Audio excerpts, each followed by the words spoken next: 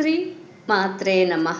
జ్యోతిష్క శాస్త్రం ప్రకారం మనం పుట్టిన తిథి, సమయం మన వ్యక్తిత్వం, ఆలోచన విధానం, జీవితంపై ప్రభావం చూపుతుందా? మీరు అమావాస్య రోజు పుట్టారా?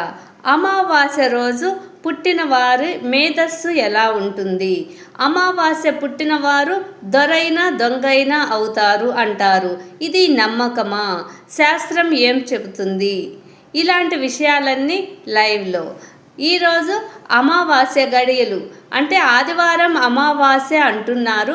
రేపు అమావాస్య ఉంది. ఆదివారం ఎన్ని గంటల నుంచి అమావాస్య గడియలు ప్రారంభమవుతాయి? సోమవారం ఎన్ని గంటల వరకు అమావాస్య గడియలు ఉంటాయి? అమావాస్య నియమాలు, అమావాస్యలో ఏ భగవంతుణ్ణి మనము ఆరాధించాలి? ఈ అమావాస్య మనిషికి ఎలాంటి శక్తి ప్రసాదిస్తుంది? వెల్కమ్ టు లైవ్ అండి. లైవ్లో అందరూ ఆహ్వానితులే. మీ ప్రశ్నలకు నా చిన్న సమాధానాలు లైవ్లో. తప్పక మీరు లైవ్లో లైక్ రూపంలో ప్రశ్నించండి.